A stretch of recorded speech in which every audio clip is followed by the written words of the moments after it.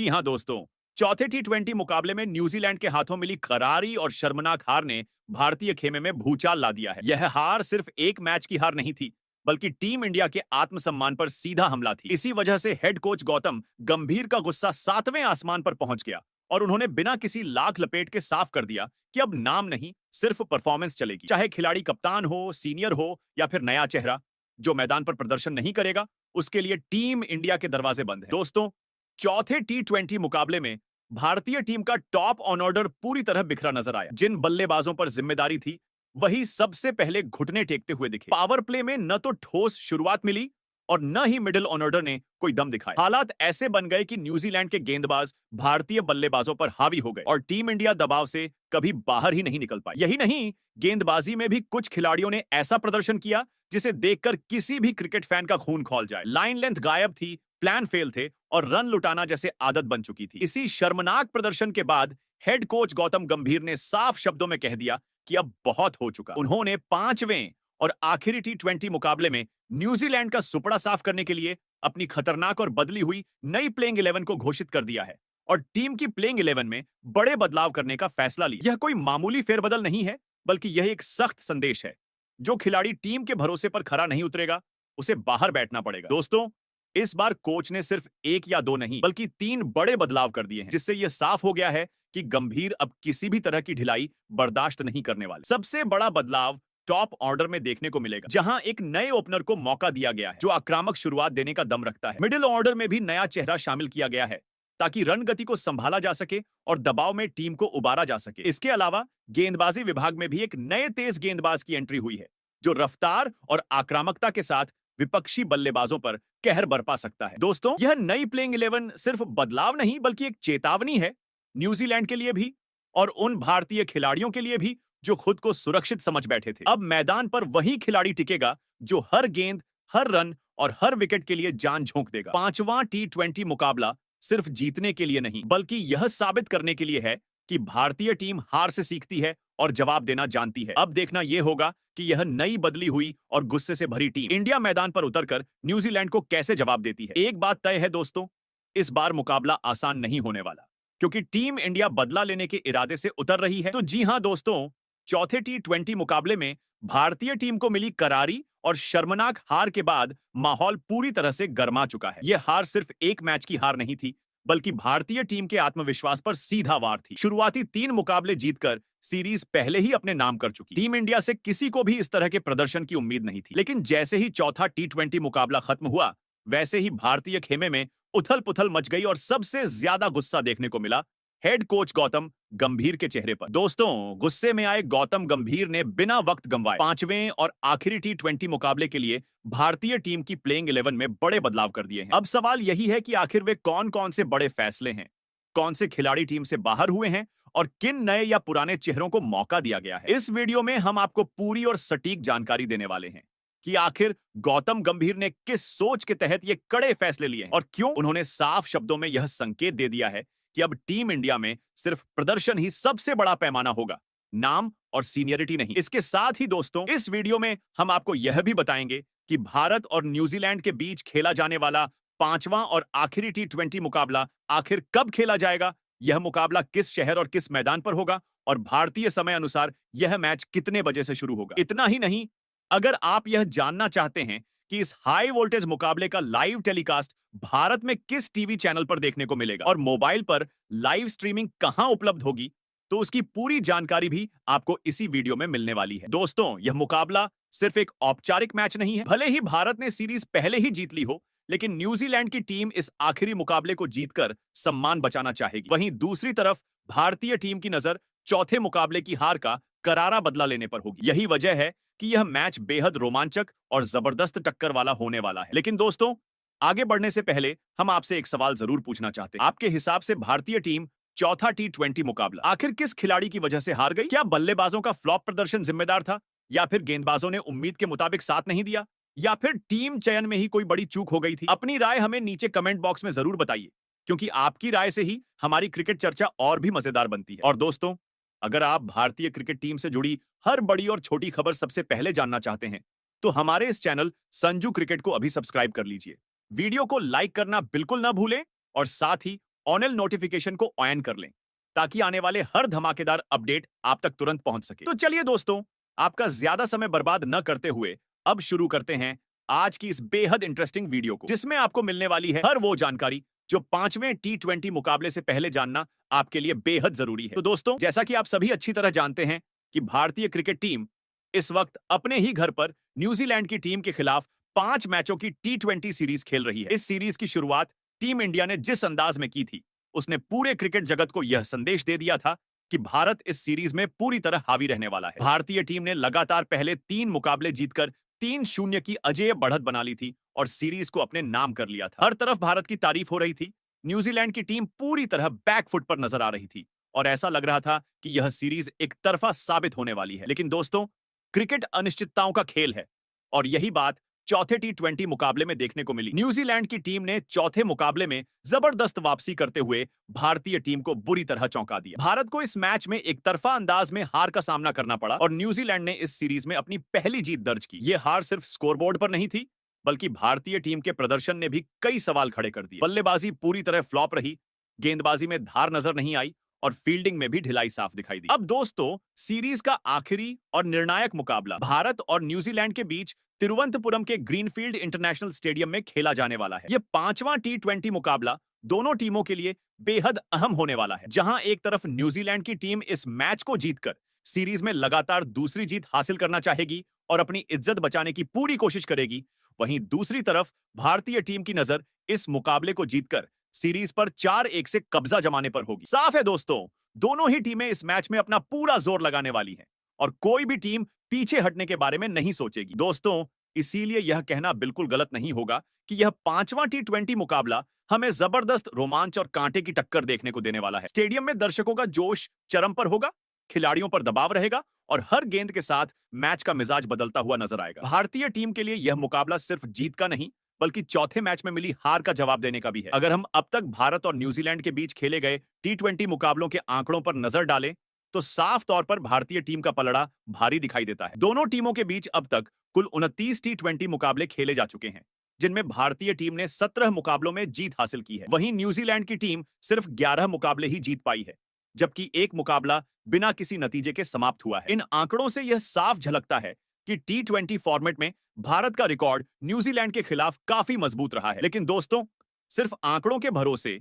किसी भी टीम को हल्के में लेना बहुत बड़ी गलती हो सकती है। न्यूजीलैंड की टीम हमेशा से ही अपनी लड़ाकू मानसिकता के लिए जानी जाती है। चौथा T20 मुकाबला जीतने के बाद न्यूजीलैंड का आत्मविश्वास काफी बढ़ चुका है और अब वे पूरी तैयारी के साथ 5वें मुकाबले में उतरेंगे। न्यूजीलैंड की टीम इस मैच को जीतकर यह साबित करना चाहेगी कि वह किसी भी हालत में भारतीय टीम को कड़ी टक्कर दे सकती है। इसी वजह से दोस्तों, भारतीय टीम के लिए यह मुकाबला बिल्कुल भी आसान नहीं होने वाला। न्यूजीलैंड की टीम नई रणनीति, नए जोश और बदले हुए इरादों के साथ मैदान पर उतरने वाली है। वे हर हाल में भारत को दबाव में लाने की कोशिश करेंगे, चाहे वह बल्लेबाजी हो या गेंदबाजी। और दोस्तों, यही वजह है कि चौथे मुकाबले की हार के बाद हेड कोच गौतम गंभीर का गुस्सा 7वें आसमान पर पहुंच गया है। गंभीर ने साफ तौर पर यह तय कर लिया है कि अब टीम में किसी भी तरह की ढिलाई बर्दाश्त नहीं की जाएगी। खबरों के मुताबिक उन्होंने 5वें T20 मुकाबले के लिए पूरी की पूरी प्लेइंग 11 में बड़े बदलाव कर दिए हैं। कुछ बड़े नामों को बाहर का रास्ता दिखाया गया है और उनकी जगह ऐसे खतरनाक और धुरंधर खिलाड़ियों को मौका दिया गया है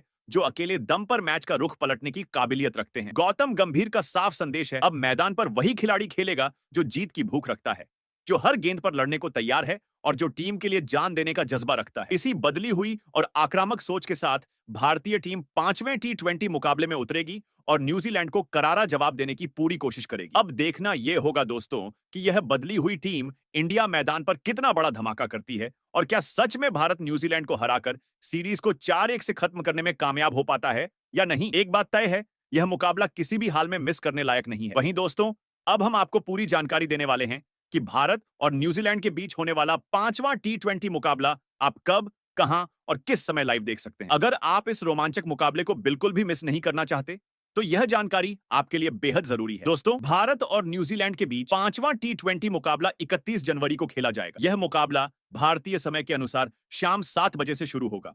मैच की पहली गेंद के साथ ही रोमांच अपने चरम पर पहुंचने वाला है, क्योंकि दोनों टीमें सीरीज के आखिरी मुकाबले में पूरी ताकत झोंकने वाली हैं। अगर आप मोबाइल पर लाइव मैच देखना पसंद करते हैं तो आपके लिए अच्छी खबर है। भारत और न्यूजीलैंड के बीच होने वाले इस 5वें T20 मुकाबले की लाइव स्ट्रीमिंग जियो स्टार ऐप पर उपलब्ध रहेगी। आप अपने स्मार्टफोन, टैबलेट या लैपटॉप पर कहीं भी और कभी भी इस मुकाबले का आनंद उठा सकते हैं।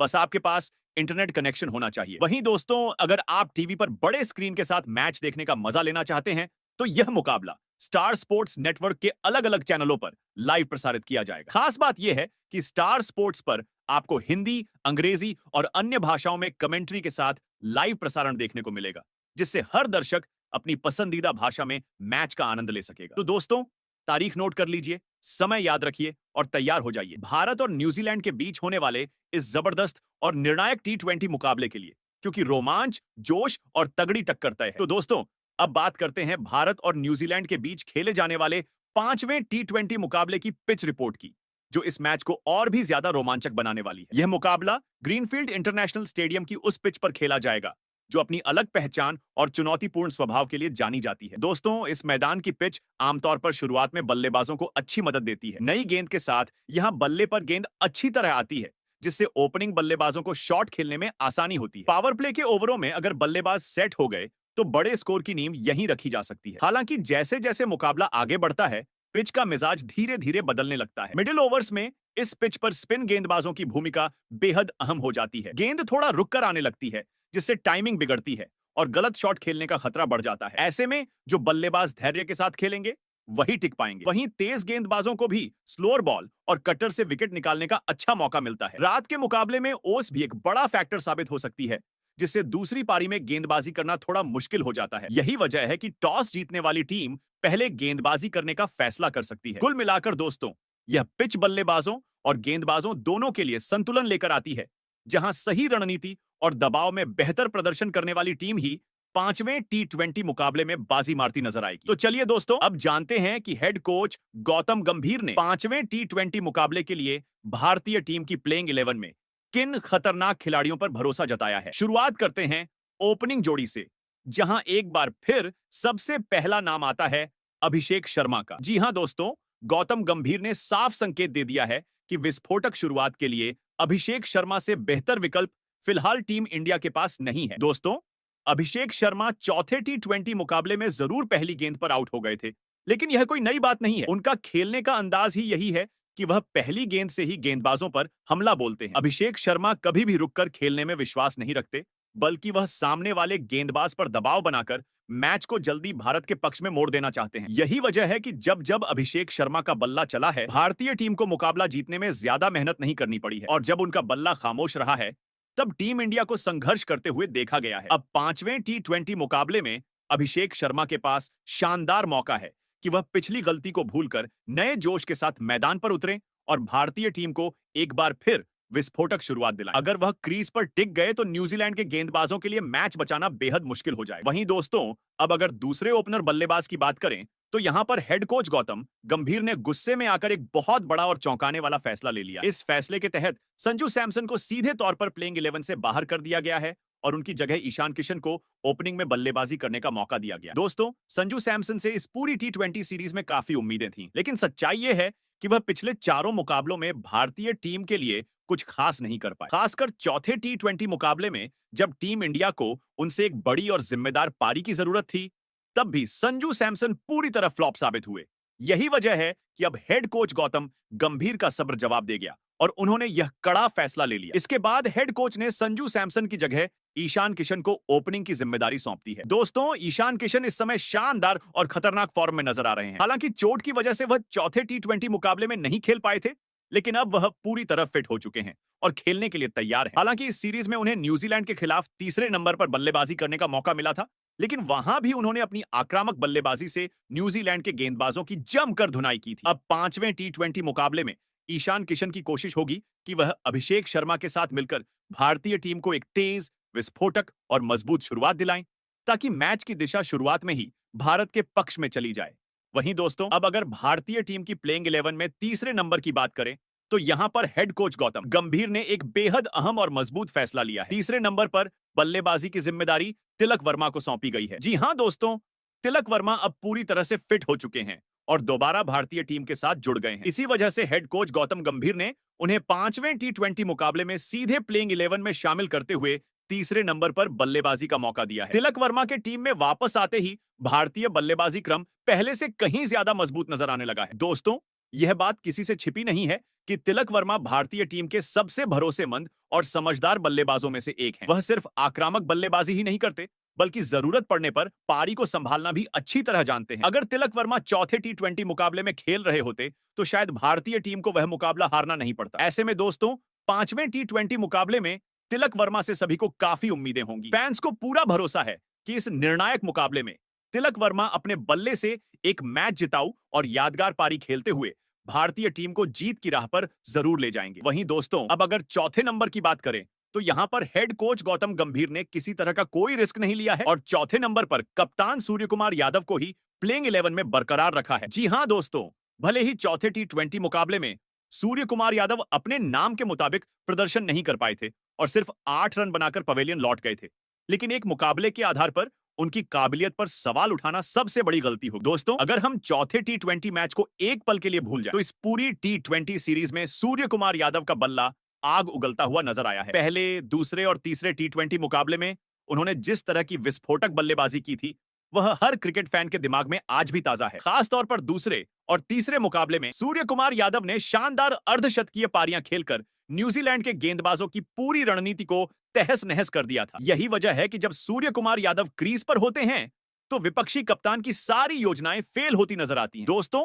अब 5वां टी20 मुकाबला सीरीज का आखिरी मुकाबला है और इसे जीतना भारतीय टीम के लिए बेहद जरूरी है। ऐसे में कप्तान सूर्य कुमार यादव पर जिम्मेदारी और भी बढ़ जाती है। उन्हें न सिर्फ टीम को संभालना होगा बल्कि अपने बल्ले से एक मैच विनिंग पारी भी खेलनी होगी। वहीं दोस्तों, अब आगे बढ़ते हैं 5वें नंबर की ओर, जहां हेड कोच गौतम गंभीर ने एक बार फिर भरोसा जताया है शिवम दुबे पर और उन्हें प्लेइंग 11 में जगह दी है। जी हां दोस्तों, चौथे टी20 मुकाबले में शिवम दुबे भले ही छठे नंबर पर बल्लेबाजी करने उतरे थे, लेकिन उन्होंने यह साफ कर दिया था कि बल्लेबाजी क्रम उनके लिए कोई मायने नहीं रखता। जहां भी मौका मिलता है वह मैदान पर आते ही मैच का रुख पलटने की ताकत रखते हैं। दोस्तों, चौथे टी20 मुकाबले में जब भारतीय टीम दबाव में थी और विकेट लगातार गिर रहे थे, उस समय शिवम दुबे ने मैदान पर कदम रखते ही न्यूजीलैंड के गेंदबाजों पर हमला बोल दिया था। ऐसा लग रहा था मानो रन नहीं बल्कि चौकों छक्कों की बारिश हो रही हो। शिवम दुबे ने बेहद कम गेंदों में आक्रामक अंदाज में बल्लेबाजी करते हुए विपक्षी टीम को पूरी तरह बैकफुट पर धकेल दिया था। एक समय तो हालात ऐसे बन गए थे कि अगर शिवम दुबे कुछ देर और क्रीज पर टिक जाते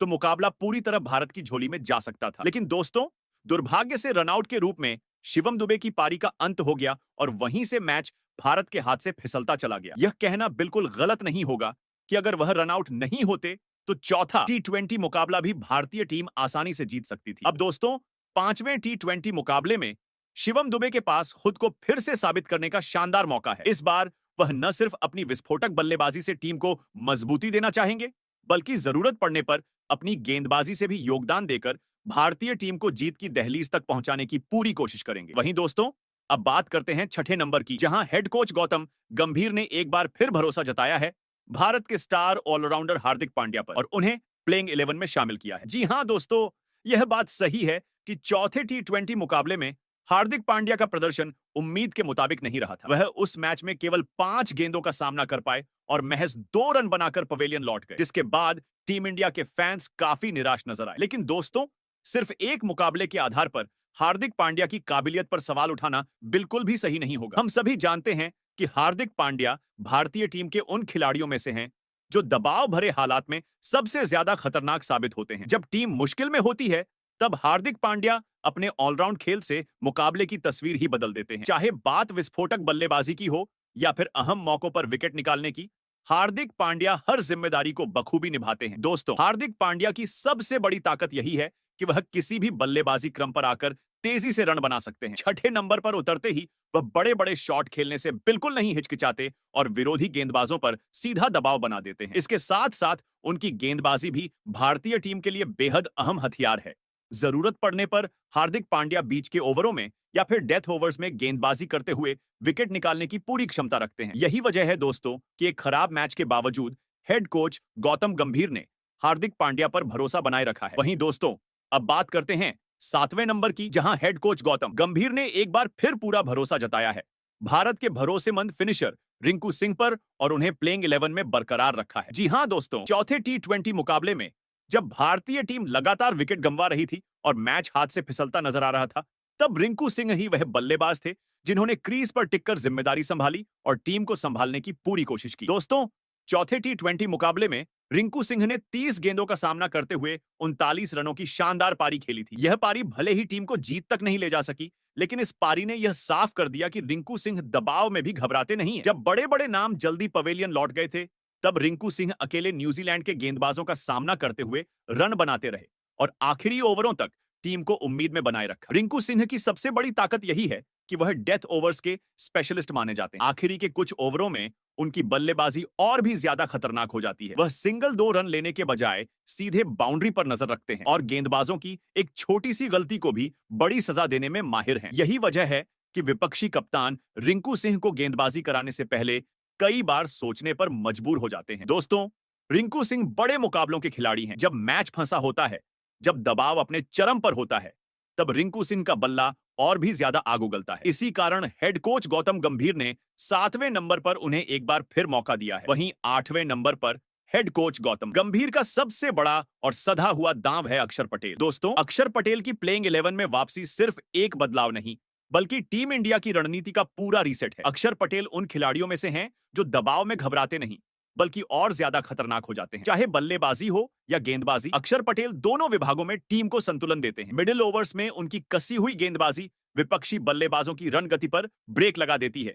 वहीं जरूरत पड़ने पर वह नीचे आकर बड़े शॉट भी खेलने की काबिलियत रखते हैं। सबसे खास बात यह है कि अक्षर पटेल मैदान पर बेहद शांत रहते हैं और बड़े मुकाबलों में उनका यही संयम टीम इंडिया के लिए सबसे बड़ा हथियार बन जाता है। वहीं 9वें नंबर पर हेड कोच गौतम गंभीर ने कुलदीप यादव को बाहर बैठाकर जिस खिलाड़ी पर भरोसा जताया है, वह हैं मिस्ट्री स्पिनर वरुण चक्रवर्ती। दोस्तों, वरुण चक्रवर्ती ऐसे गेंदबाज हैं जिनकी गेंद को पढ़ पाना किसी भी बल्लेबाज के लिए आसान नहीं होता। उनकी फ्लाइट, गति में बदलाव और घूमती हुई गेंद बल्लेबाजों को लगातार कंफ्यूजन में डालती है। यही वजह है कि वरुण चक्रवर्ती मिडिल ओवर्स में विकेट निकालने के लिए जाने जाते हैं। जब मैच फंसा होता है और रन रोकना बेहद जरूरी होता है, तब वरुण चक्रवर्ती कप्तान के सबसे भरोसेमंद विकल्प बनते हैं। उनकी गेंदबाजी में कंजूसी के साथ साथ विकेट लेने की भूख साफ नजर आती है। 5वें टी20 मुकाबले में वरुण चक्रवर्ती की एंट्री से भारतीय गेंदबाजी आक्रमण और भी ज्यादा घातक हो गया है, जो न्यूजीलैंड के बल्लेबाजों के लिए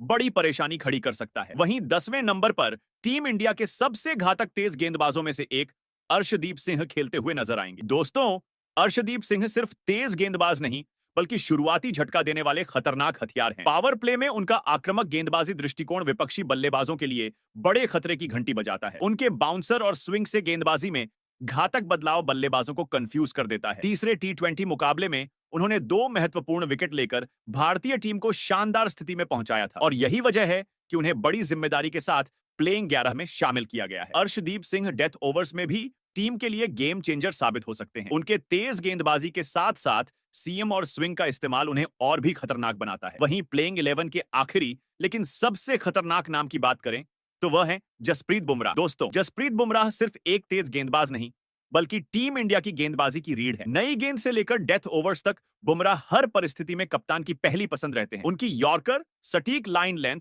और ठंडे दिमाग से की गई गेंदबाजी बल्लेबाजों को पूरी तरह बेबस कर देती है। बड़े मैचों में बुमराह का अनुभव और आत्मविश्वास टीम इंडिया को मानसिक बढ़त दिलाता है। जब सामने वाली टीम रन बनाने के मूड में होती है, तब बुमराह का एक ओवर पूरा मैच का रुख बदल सकता है। 5वें टी20 मुकाबले में जसप्रीत बुमराह से वही पुराना कहर देखने की उम्मीद होगी जिससे न्यूजीलैंड के बल्लेबाज पहले ही डरे हुए नजर आते हैं। तो दोस्तों, 5वें टी20 के मुकाबले में टीम इंडिया की ऐसी दिखाई देगी। प्लेइंग 11 आप कमेंट कर बताओ इस प्लेइंग 11 में और किस खिलाड़ी को होना चाहिए था।